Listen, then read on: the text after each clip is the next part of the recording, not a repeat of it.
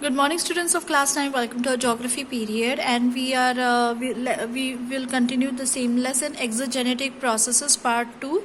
In the previous video, we understood how the erosional and the depositional work by wind. Today, let us move further and study the work of sea waves and the landforms.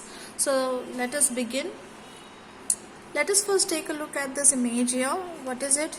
It is about the sea and the landform. Okay, now this is the sea water, this is a rock, and look at the pieces, look at the formation, what has happened to this rock. So this is a cliff, you can see how steep it is. Now this is a sea cave. Because of the hitting of the waves, what has happened to it? It has it has dug a cave here, and now this is the wave cut platform, this is the sea arch, this is the sea stack. Fine, so these are the landforms at the sea coast. So now let us start. Let us read and then try to understand the meaning. In coastal areas, sea waves carry out erosional, depositional and transportational work. Winds and tides cause the movements of sea water, and as a result, waves come to the coast. So what makes the movement in the sea water? What moves the water? It is the wind and the tide. So the winds and tides cause the movements of sea water, and as a result, waves come to the coast. Because of the hitting the rocks at the coast, erosion of the rocks occurs. In coastal areas having wide beaches, waves carry out depositional work. So if there are wide beaches, that means there is enough place, empty place on the beaches. Okay, then what will happen? The waves will carry out depositional work there on abundant scale, on a large scale. That means depositions will be made over there, carried out by the sea waves on a larger scale on the beaches when the beaches are wide. Erosional work of sea waves. Now let us understand the erosional work done by the sea waves. When the waves break at the coast, what do you mean by this? It means that waves are very powerful, very strong when they emerge, where they originate. They originate far away from the beaches, from the coast. Okay, so by the time the waves come close to the coast or when they come to the beach, the force, the speed reduces. Fine, this is what it means by the breaking of waves. So when the waves break at the coast, they bring with them water, transported stones, pebbles, sand particles, etc. So we have already learned that when the speed of the river water reduces, what happens? She starts depositing the sediments there, either in the bed of the river or on the sides, that is on the banks of the river. So in the same manner, when the sea waves break at the coast, they deposit whatever things they have brought. So what do they bring along with them? Of course, the water and the transported stones, pebbles, sand particles, etc. This leads to the erosion of the coast. Now when this is brought, means the water and all these coarse things have been brought or are brought by the sea waves, what will happen? There will be collision, there will be friction caused, and friction will lead to erosion.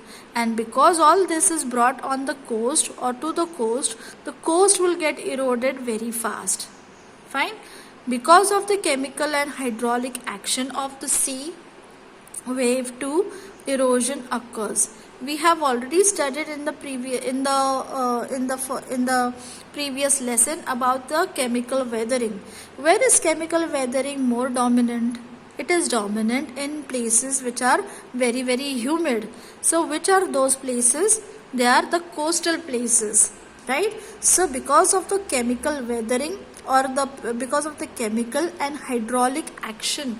Now what is hydraulic? Hydraulic, the meaning of this word is operated by pressure, created by the forcing water. Fine. Operated by pressure created by forcing water. So because of chemical and hydraulic action of the sea wave too, erosion occurs. Landforms like wave-cut platforms, sea caves, sea arches, sea cliffs, etc. are formed because of the erosional work of the sea waves. See figure 4.4. We have already seen the image. Let us take a look at it again. So again, this is a cliff. This is the sea cliff. Okay, this is the cave, sea cave. It was one entire block of rock. But then because of the continuous hitting of the sea waves, and then after that what happens, because of the chemical erosion and also because of the hydraulic action, that is because of the force of the water which kept on hitting this place of the or this part of the rock, it created a kind of a hollow thing, and that is called as a sea cave. Fine. Now again, this was a whole piece of rock. What happened to it? Because of continuous hitting of the sea waves and also because of the chemical weathering, this gave rise to a cut in between, and this is called as a sea arch, and this is a wave cut platform. Fine. So let us take a look in real how it looks like. So this is a wave cut platform. See, this is whole black rock, one piece of rock. This is a wave cut platform. This is a sea arch, you can see. Fine. Then you can also see the sea cliff. See how steep it is. This is a sea cliff. And sea caves are not there, but we can see that here. So the sea, you can see it has broken this part, the waves have eroded this part of the cliff. So finally, if the picture was able to be seen, if we could see the picture, and then we could make out that this is a cave like a structure that has been formed because of the continuous hitting of the sea waves and also because of the chemical weathering. Now the next. Depositional work of sea waves. The eroded materials accumulate at the seabed. So where do they accumulate? At the seabed. Why at the seabed? Because the waves of the sea water, the waves travel to and fro, isn't it? So when they travel to and fro, they will first bring all the sediments on the beach or on the coast, and along with them they will go back again. The waves will go back again. So on the return journey, they will take back the eroded materials. So because of tides, they keep on moving towards the coast and away from the coast. They become fine. Fine means what? Very powdery. Fine. So they become fine because of attrition and hitting each other. Attrition is nothing but the friction. Okay, so they become fine powdery particles because of the continuous friction and hitting with each other. Deposition of such materials occurs at the places where the effect of waves is less. So where will they get sedimented or deposited? Where the effect of sea waves is less. Landforms like beaches, sandbars, lagoons are formed due to depositional work of the sea waves. So let us take a look at the beach, sandbars and lagoons. Here.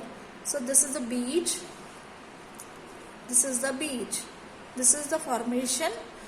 This is a landform because of the depositional work done by the sea waves. Fine. Now, and this is called as a beach.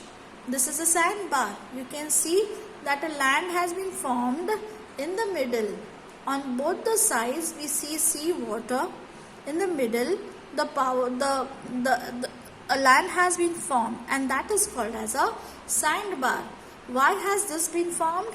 because here we understand that the speed of the waves or the force of the waves must have got reduced, and therefore whatever deposits or sediments it brought along with them, the waves, whatever sediments the waves brought along with them must have got deposited, and this gave a form of a sandbar. It looks like a bar, and because it is made of sand, so it is named as sandbar. Fine. And lagoons, we do not have a picture of lagoons, but we have already understood in our previous classes what lagoons are. They are the backwaters, they are the salty lakes. So they are formed due to the depositional work of the sea waves. I hope so far you have understood the erosional and the depositional work of the sea waves. See you in the next session with a new topic. Till then, goodbye. Thank you.